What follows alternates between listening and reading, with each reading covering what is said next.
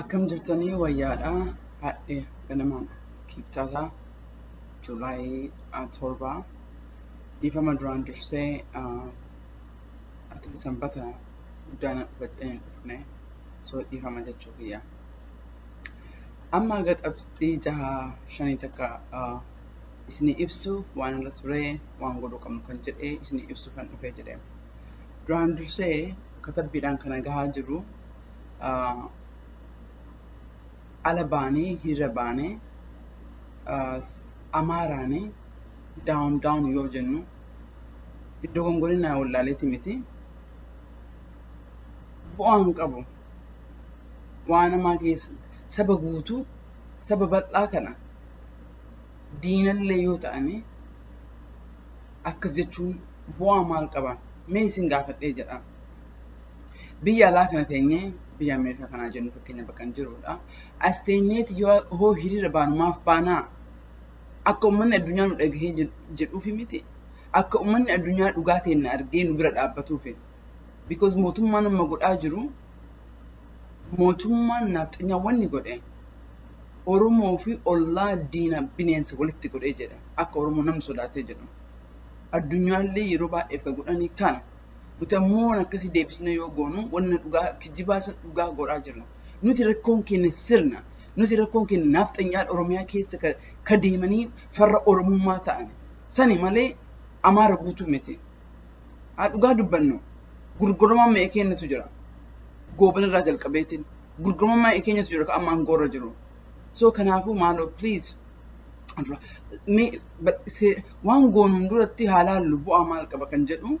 Kanaafiyyuu waan akkasiin fayyadaminaa. Kan biraa ammoo mee of gaafannee haa jennu. Maal barbaannaa? Walgahii adda addaa irratti kan amma godhaa turetti hiriira haa baanuu hin baanuu kan jedhamu fakkeenyaaf. Hiriira waggaa 20 baanee hiriira bahuun dirqama maaf isin fakkaate? Ambaa fi miti. Ofiif bahuu qabna. Oromoo diinaa fi fira maatii keenya gargar baasachuufi. Oromoo biyya jiranii akka bahan dhabanii gubatanii ganda keessa tokko tokkoon guuramanii dhufanii bahuu qabna hiriira. Hiriira baate hayyee baatee deebitee galta yoo akkas taatu wata galmaan gahaan jirtu kaayyoo kenna. Barana gargar nuu bahuu qabdi yookiin nuti dhumaa yookiin nuu dabarte kana ta'uu qabna. Kun ammoo jechuun enerjii keenya chaanal godhuu qabna. Enerjii keenya bakka jirutti argufnee yoo jennee gargar bittinnoofnee hafna.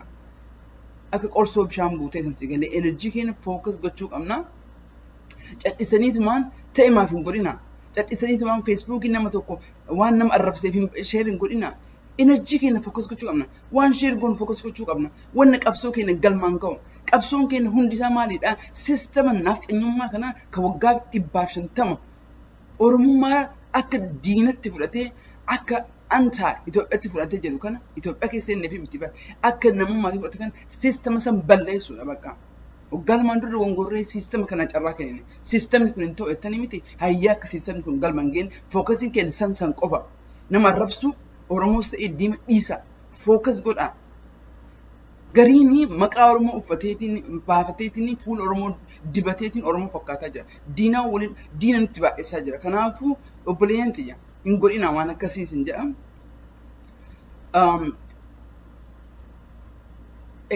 Duratti kamatu qamallee si galee mootummaan Abiyyi akkanatti dhageettanii jirtan miidiyaa irratti wanni EBC fi miidiyaan adda addaa Oromiyaa keessa deemee waraabuuf maalidha? Uummanni Oromoo jenosaayidii kun akkanatti fixa jedhee waraabuuf. Isin ammoo maal godhaa jira? Sirriidha akkanatti fixa jedhaa jira. No miti sirrii jirtan please dhaabbadhaa. Waan akkasiin godhina, waan akkasii sheeriin godhina. Nuti kaas jirruu fi qabsoo bilisummaa uummata Oromootiif. Qabsoo bilisummaa uummata Oromootiif jara sarara beekaa. Siistama kana, siistama naaxanyaa kana buqqisuu fi takkaaf yeroo dhumaafi. Yookiin ammoo siistama kana wajjin baduudha balleessinee malee asitti nam tokko miti kanaafiyyuu waddaa namaan ta'inaa keenyatti illee of keessa amma yeroo baay'een dubbadhee jedha. Raashaa fi Ameerikaan diina tokko taatee Jarmanii balleessite. Amma yeroo of keessa kalaalluu miti. Ayinnoo namni gariin akka malee aartii gara isin gootee jira. Achi hin geenne yeroo gumaan keenya baatu yeroo tokko tokkoon keenya dhiifama gaafa nu balleessaa dhufuu fi yookiin balleessaa dhufuuf balleessaa gooneef kan itti gaafatamnu yeroo nu dhufa. Amma miti garuu amma diinni keenya tokkoof tokko sistema sanin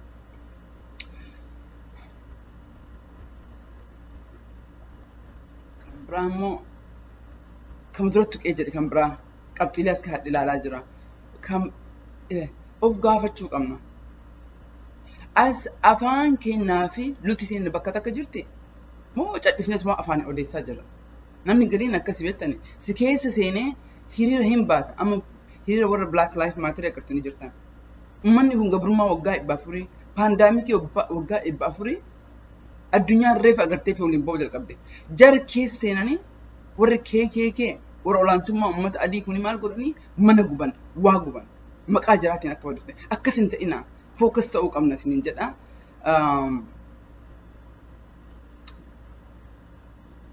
of gaafadha bakki afaan keessan jiru sani luka keessan keettanii mallaqaan qarqaartanii warra sin jala deemtanii waan gootanii cadhisnee sheer goonee miti boonne torbaan dabre torbaan sun dhumatee jira amma torbaan kun torbaan dalagaate torbaan qabsoo kenna galmaan kenna amma nuti anamma nam tokko si galee akka dhaaba kiyyaatitti urgaggaa Haacaaluun du'eerra halkan sa'aa 9 sa'aa DC irratti every night walgahiirran tura waan jirurraa abbeetti godhu kaampeen godhaa jirurraa sagalee nama nu ta'u akkuma makiinaa yoo sin dhahanii yookiin manaa fi maratu doktora specialistii sun nulee doktora specialistii keessa irra dalagu jirra community 27 olii wajjin haasofnee jirra sa'aatii adoonu sa'aatii kar 50-60 konferensii irratti si wajjin dabarsinee jirra Yurooppii ka'ee Kanaadaa fudhatee Ameerikaa fudhatee soo kanaafiyyuu bakka jirtanitti enerjii keessan chaayinaal godha achi dhaqaa baradhaa kun ammoo kamisa kana borumalee iftaan jechuudha yeroo jalqabaatiif Facebook live hin dhufa jedhee yaala Facebook live ani godhee hin beeku waa lamaaf godhaa jira tokko gaafii keessanillee akkana isin deebisuu danda'uu fi Facebook live irratti inni lammataa immoo maqaa kiyaan Facebook hedduu waan jiruu fi achumaan Facebook live Facebook kan dhugaa kaafantikii akka qulqulleeffattanii haan barbaaduu fi because ani yeroo marayyuu nama arrabsinaa jira because namni dalagaadhaan namatti mul'isa arrabaanii miti ani noo garaa isin gubata ani illee otoo akka fedhii kiyya isin arrabsa garuu arrabsuun bu'aa maal qaba asitti wal isne otoo achi deemnee lolaa jiraanne taate dhugaadha amma achi hin jiru amma bakka dalagaa jirra kanaafuu sa'aatii 11 sa'aatii Minnesota irratti dhufuu yaadan qaba ganama yoo akka malee isin sa'aatiin 11 in ture yookiin ganama akka malee ganama ta'e hojjettanii namni baay'een dubbate sa'aatii jijjiiruu hin danda'a ammaa fi gaafiin keessan fudhachuu peejii kiyya akka masinii jadda baasachuu qabxii waa'ee importantii godhuu qabna kan jedhu kan irratti haasa'uuf hin dhufaa jedha. Hangammaa maal godhee kan irratti qacceetu irratti da'uufe advocacy training godhuu jalqabnee jirra. Ila maal isiniif fakkaata? Biyya alaa kana kan jiru waa lama godhuu dandeenya. Tokko mallaqaan kennineetiin bakka sammuun kenna yaaddeetti eeginee jenna jechuudha.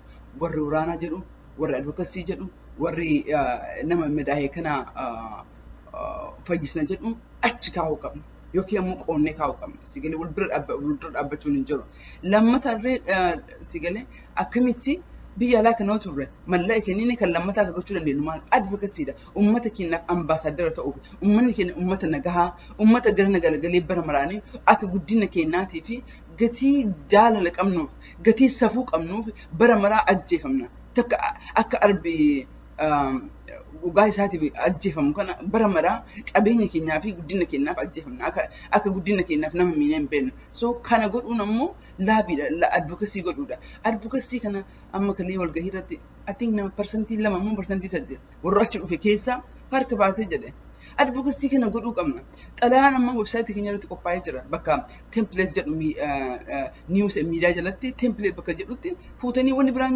maqama irra keettanii achuma irratti illee wanna zip code keessa galchitanii representative keessa yookiin senator keessa ergasanii jirta maal isin fakkaate diinni keenya kan maqaan balleessuuf ka'u kun yennaa achi kataban xalayaan kan kee akka counter balance godha isin galee yoo kan isu falfalu just one thing balance goonu sagalee akka hin cuufnee fi dhugaa keenya akka nu baatuuf fayyadee waan jedhuuf san godhuu qabdanii san irratti trainingii kennaa jirra jechuudha. Kun ammoo make sure waan kalee baaneef waan abbaan keenya du'eef waan akaakayyuun keenya qabsoo irratti bineensaan nyaatame san kaadhallee tugaa jirru karaa irratti deebisuu qabna. Enerjii keenya chaayinaal godhuu qabna. Enerjiin keenya akka hin jenne jechuudha. Dhumarratti ammoo we really have to focus. Warroonni hedduun keenya social media fayyadamnee gariin keenya miidiyaatti fayyadamnee haasaa guddaa gochuu really manatti gallee rafuu hin qabna. Yoo baran rafne beeka barana gargar nu ba'uu qabdi. Akkuma jarri murattee kaate waggaa barana Oromoo yoo bilisoomte amma booda wanni advocacyif yaaddan tokko hin jiru. Yoo amma booda Oromoon ammoo bilisoomuu baatte amma booda wanni advocacyif yaaddan tokko hin jiru. Maaliif beektani bannee jira jechuudha. Amma booda generationni dhufu kanaaf du'uu hin qabu, kanaaf falmachuu hin qabu. Qabsoon keenya nurratti dhumuu qabdi. Yoo nuti dhumne bareeda. Kana keessatti dhumuu qabdi. Kanaaf qophaa'uu qabna. Kana gochuun ammoo fookas gochuu qabna. Yoo fookas hin ta'in si galee ka ganama baaneef dhiisneetiin ka biraa irratti yeroo kenna fidhee jenna. Qabsoon kuni hanga galma keetutti biraan hafina yaa Oromoo isin kadhadhee jedha. Qabsoo kanaa galma keetutti galatoomaa.